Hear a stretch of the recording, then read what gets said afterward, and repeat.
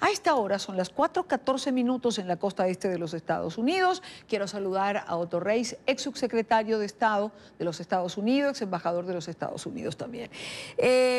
Señor Reis, buena tarde, gracias por acompañarnos, bienvenido. Buenas tardes, con mucho gusto. Decía Carlos Vecchio, escuchaba en las declaraciones que era la hora de liberar a Venezuela. Y yo me gustaría comenzar por allí y preguntarle, ¿están dadas las condiciones? ¿Cómo ve Otto Reis la evolución de la crisis de Venezuela en este momento? Yo creo que las condiciones para la liberación de Venezuela se han dado, no solo ahora, pero se han dado por mucho tiempo.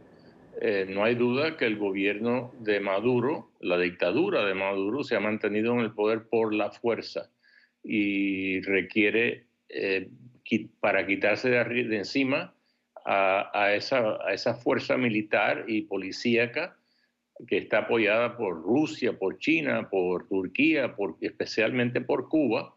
El pueblo de Venezuela necesita ayuda del exterior porque solos no pueden hacerlo.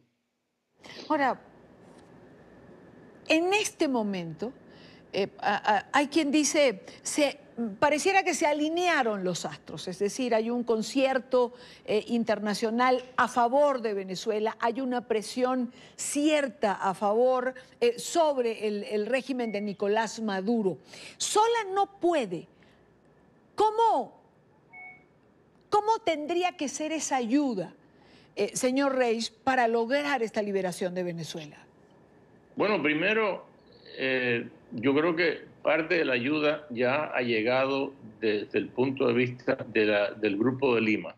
Las naciones democráticas de América Latina, por fin, y yo he estado en este programa y en este canal muchas veces en los últimos años y he criticado a los gobiernos de la región que se han mantenido en silencio ante la represión y la matanza del pueblo venezolano por parte de los gobiernos de Chávez y de Maduro. Pero eso, gracias a Dios, terminó el año pasado. Se creó ese grupo de democracias llamado el Grupo de Lima. Desafortunadamente se ha separado México, eso es otro tema, pero la mayoría de las naciones de este hemisferio están reconociendo al presidente Guaidó, presidente de la Asamblea y presidente interino de Venezuela. Ese es el comienzo. El pueblo de Venezuela está en las calles peleando por su libertad.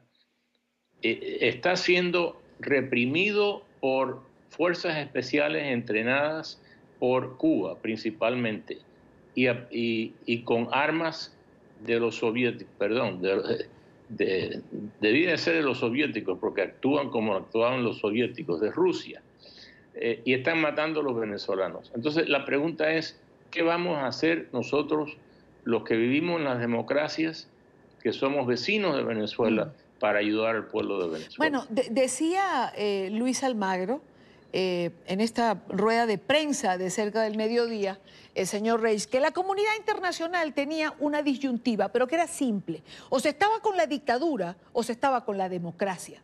Y a estas alturas del partido, después de 20 años y de haber visto la violación de derechos humanos que hemos visto en Venezuela, lo que uno no puede entender es que haya países que no asuman la posición de reconocer un gobierno interino o de hacer una crítica frontal, como México, que usted acaba de mencionar, por ejemplo.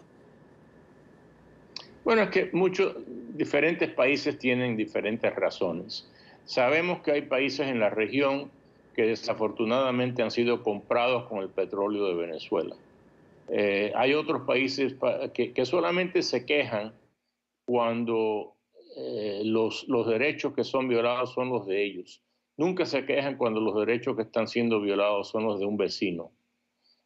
Hay otros países que tienen ideologías que les prohíben ayudar a cualquier persona que está siendo ayudado por los Estados Unidos. Unos complejos históricos que existen en esta región desde hace mucho tiempo, un antiamericanismo que francamente ha dañado muchísimo al desarrollo económico y social de la región. Son complejos psicológicos y espero yo que se den cuenta el daño que hacen esos complejos, como lo estamos viendo ahora en Venezuela, un país que ha sido uno de los países más ricos de la región, Venezuela, que en los últimos 20 años se ha convertido de un país en vías de desarrollo a un país donde la población come de latones de basura y está a un nivel casi como el de Haití. Ese es el resultado, por un lado, del socialismo, ¿no? Y de no entender cómo funcionan los mercados, y por el otro lado, del abandono por parte de los líderes, de muchos líderes electos de la región, que simplemente le dieron la espalda al pueblo de Venezuela, y al pueblo de Cuba, y al pueblo de Bolivia, y al pueblo de Nicaragua, que están siendo también agredidos por sus gobiernos. Ciertamente. Ahora, le pregunto, señor Reich, ¿es posible una intervención militar? Y se lo pregunto por aquello de todas las opciones están sobre la mesa. Bueno, eso significa, y no estoy tratando de ser irónico, significa que todas las opciones están sobre la mesa. Cuando existe una situación como la de Venezuela, donde un pueblo no tiene armas, sí, porque existen leyes donde el gobierno le prohíbe a los ciudadanos tener armas. El gobierno, como en el caso de Venezuela, se ha apertrechado de una manera increíble. Ha creado unas unidades militares cuyo propósito es simplemente la de ir a buscar a opositores pacíficos, sacarlos de la casa y matarlos. Ayer mismo el Washington Post, el periódico de la capital de los Estados Unidos, tuvo un artículo horripilante, ¿no?, de lo que está pasando en Venezuela en términos de la represión. ¿Qué deben hacer los países de la región? ¿Qué debe hacer Estados Unidos?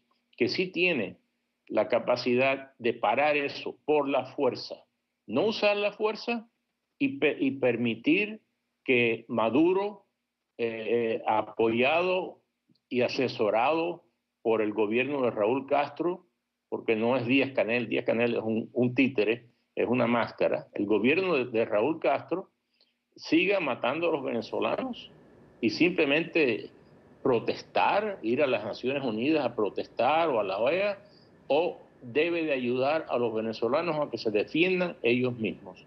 Yo creo que Estados Unidos tiene que hacer más de lo que ha estado haciendo. A propósito de este tema militar, señor Reich, ¿puede considerarse una casualidad las anotaciones de John Bolton en relación a los 5,000 miembros de tropa que pudieran, en un caso hipotético, ir o trasladarse a Colombia? Es decir, un personaje de esta magnitud puede tener ese olvido o exponer esa anotación así nada más en primer plano. Yo no sé más nada sobre esa anotación en esa libreta de lo que sabe el resto de la población. Yo no le he preguntado a mi amigo John Bolton, pero yo diría lo siguiente: Colombia es un país aliado de los Estados Unidos, es una democracia. Si el presidente de Colombia, electo democráticamente, pide ayuda a los Estados Unidos, yo creo que los Estados Unidos lo consideraría. Si considera que esas fuerzas de Venezuela, apoyadas por Cuba, por China, por Rusia, y por otros países y movimientos autocráticos, totalitarios y sanguinarios, le representan algún tipo de amenaza a Colombia, estoy hablando hipotéticamente, yo creo que el presidente de los Estados Unidos ayudaría inmediatamente a nuestro aliado Colombia. Ahora, por otra parte, quisiera también preguntarle, señor Reich, la única negociación posible, como decía el secretario Almagro, es la democratización de Venezuela. Y aprovecho y le pregunto por la ley de amnistía. ¿Está usted de acuerdo en que la amnistía tiene que ser carta abierta para todos? Mire, yo creo que nosotros los que no vivimos en Venezuela y los que estamos observando y quizás ayudando a la oposición en Venezuela, debemos de respetar esas decisiones. Yo quizás tomaría otras decisiones si yo estuviera en esa posición, pero si los dirigentes de la Asamblea Nacional, el presidente de la Asamblea Nacional y el presidente interino Guaidó, ha decidido que en este momento lo mejor para su país es ofrecer esa amnistía que mucha gente en el exterior considera demasiado generosa. Creo que debemos de ceder al señor Guaidó esa potestad. De todas maneras, hay una última hora que señala que los crímenes de lesa humanidad se excluirían de la amnistía en Venezuela. Eso es un urgente de la agencia Fran Press en este momento que estoy leyendo. Creo que eso está en discusión aún, y los crímenes de lesa humanidad evidentemente tendrían que quedar fuera de esto. Por último, me gustaría preguntarle, señor Reis, ¿qué función, qué papel tienen que cumplir estos nuevos representantes diplomáticos nombrados por el gobierno interino de Juan Guaidó? Entiendo que mañana o pasado van a seguir nombrándose funcionarios. Bueno, tendrán que fungir un papel bastante difícil, que es el de representar al gobierno legítimo de Venezuela, pero no es el gobierno que tiene el poder de las armas. Yo creo que lo bueno es que el mundo se ha dado cuenta que el gobierno de Venezuela está en manos del señor Guaidó y no del expresidente Maduro. Y eso ayudará mucho a esos representantes diplomáticos. ¿Qué puede pasar si el gobierno, en esta apertura de investigación que anunciara el fiscal Tarek William Saab el día de ayer, decide apresar a Juan Guaidó? Bueno, yo preferiría no especular sobre cosas que no le convienen a nadie. El gobierno de Estados Unidos, a través del asesor de seguridad nacional John Bolton, ha dicho que el gobierno de Estados Unidos considera que es el régimen de Maduro es responsable por lo que le ocurra a los ciudadanos norteamericanos, a los diplomáticos norteamericanos en Venezuela y al señor Guaidó, al presidente Guaidó y a la oposición. Y ahí ninguna amnistía va a ayudar ni a Maduro, ni a Padrino, ni a los guardias nacionales, ni a las fuerzas especiales esas que están matando a los ciudadanos venezolanos en estos momentos. El FAES, cuya actuación está realmente en el centro de la crítica por lo que están haciendo. Señor Reis, le agradezco muchísimo este tiempo con nosotros en NTN 24. Con mucho gusto.